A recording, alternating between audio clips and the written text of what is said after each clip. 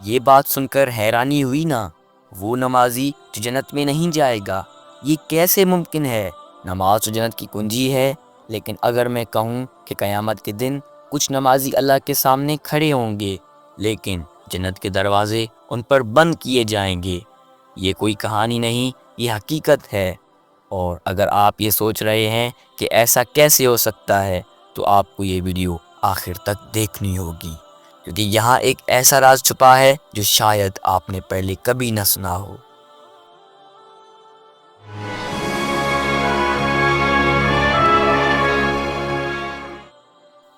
یہ صرف ایک جذباتی جملہ نہیں، بلکہ قرآن و حدیث سے ثابت شدہ حقیقت ہے۔ نماز پڑھنے کے باوجود کچھ لوگ قیامت کے دن جنت میں داخل نہیں ہو سکیں گے۔ اللہ خود قرآن میں ایسے لوگوں کے بارے میں فرماتے ہیں جن کی نمازیں انہیں فائدہ نہیں دیں گی۔ اب سوال یہ ہے کہ آخر وہ کون لوگ ہیں؟ وہ کون سی غلطی کرتے ہیں کہ ان کی نماز بھی انہیں جنت میں لے جانے سے قاصر رہتی ہے؟ اگر آپ بھی نماز پڑھتے ہیں تو یہ ویڈیو آپ کے لیے زندگی بدل دینے والی ثابت ہو سکتی ہے۔ یہاں سب سے اہم سوال یہ ہے کہ کیا صرف نماز پڑھ لینا کافی ہے، یا نماز میں کچھ ایسی چیزیں بھی ہیں جو اگر صحیح طریقے سے نہ کی جائیں تو وہ قیامت کے دن ہمارے لیے وبال بن سکتی ہیں؟ یہ سب جاننے کے لیے ہمیں قرآن و حدیث میں جھانکنا ہوگا، اور جب آپ یہ سنیں گے تو شاید آپ کو بھی جھٹکا لگے گا۔ کیا آپ جانتے ہیں کہ ایک بندہ 5 وقت کی نماز پڑھتا تھا، لیکن قیامت کے دن اللہ نے اس کی نماز کو رد کر دیا؟ یہ حدیث مسلم شریف میں موجود ہے۔ قیامت کے دن سب سے پہلے جس چیز کا حساب لیا جائے گا وہ نماز ہے۔ اگر وہ صحیح ہوئی تو باقی اعمال بھی قبول ہوں گے، اگر وہ خراب ہوئی تو باقی اعمال بھی خراب ہوں گے۔ لیکن اگر کسی نے نماز صرف لوگوں کو دکھانے کے لیے پڑھی تو کیا ہوگا؟ رسول اللہ صلی اللہ علیہ وسلم نے فرمایا، جس نے دکھاوے کے لیے نماز پڑھی وہ جہنم میں جائے گا۔ یہ کتنی خطرناک بات ہے۔ کیا ہماری نمازیں اللہ کے لیے ہیں یا لوگوں کو متاثر کرنے کے لیے؟ کیا کبھی ایسا ہوا کہ نماز کا وقت ہو چکا تھا لیکن ہم نے کہا کہ بعد میں پڑھ لوں گا، یا نماز پڑھی کہ دھیان موبائل پر تھا یا دنیاوی کاموں میں؟ اللہ قرآن میں فرماتے ہیں، تباہی ہے ان نمازیوں کے لیے جو اپنی نماز میں غافل ہیں۔ یہ وہ لوگ ہیں جو نماز کو ہلکا لیتے ہیں، تاخیر سے پڑھتے ہیں۔ کیا ہماری نماز بھی ان میں شامل تو نہیں؟ کیا صرف نماز پڑھ لینا کافی ہے؟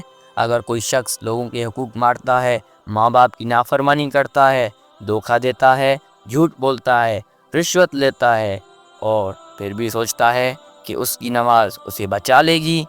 رسول اللہ صلی اللہ علیہ وسلم نے فرمایا، کیا تم جانتے ہو مفلس کون ہے؟ صحابہ نے کہا، جس کے پاس مال نہ ہو۔ آپ صلی اللہ علیہ وسلم نے فرمایا، نہیں، اصل مفلس وہ ہے جو قیامت کے دن نماز، روزہ، زکوٰۃ لے کر آئے گا، لیکن اس نے کسی کو گالی دی، کسی کا حق کھایا، کسی کا خون بہایا، پھر اس کے نیک اعمال ان لوگوں میں تقسیم کر دیے جائیں گے، اور آخر میں وہ جہنم میں ڈال دیا جائے گا۔ یہ سن کر جھرجھری نہیں آئی؟ کیا ہم بھی کہیں ایسا تو نہیں کر رہے؟ کیا آپ کو معلوم ہے کہ منافق بھی نماز پڑھتے تھے، مگر جہنم کے سب سے نچلے درجے میں ہوں گے؟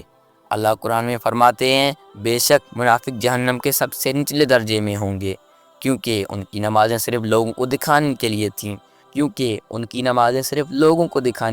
تھیں، اور وہ سستی کے ساتھ نماز پڑھتے تھے۔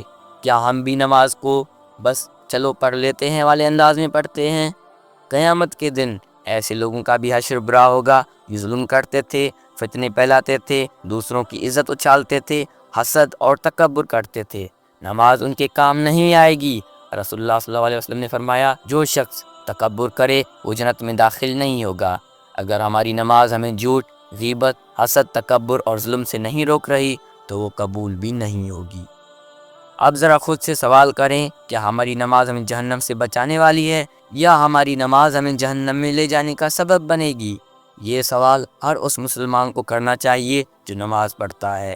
نماز جنت کی کنجی ہے، مگر یہ کنجی تبھی کھولے گی جب اس میں اخلاص، خشوع و خضوع اور اللہ کے خوف ساتھ پڑھی جائے گی۔ یہ ویڈیو دیکھنے کے بعد اب ایک کام کریں، اپنی آج کی نماز کا جائزہ لیں۔ کیا آپ نے سستی تو نہیں کی؟ کیا دل حاضر تھا؟ کیا صرف فرض نبھانے کے لیے پڑھی؟ کیا لوگوں کو دکھانے کے لیے پڑھی؟ اگر کسی ایک بھی سوال کا جواب ہاں میں ہے تو سمجھ لیں کہ آج بھی وقت ہے سدھرنے کا۔ اللہ سے دعا کریں کہ ہماری نمازیں قبول ہو جائیں، ورنہ قیامت کے دن پچھتانے کا کوئی فائدہ نہیں ہوگا۔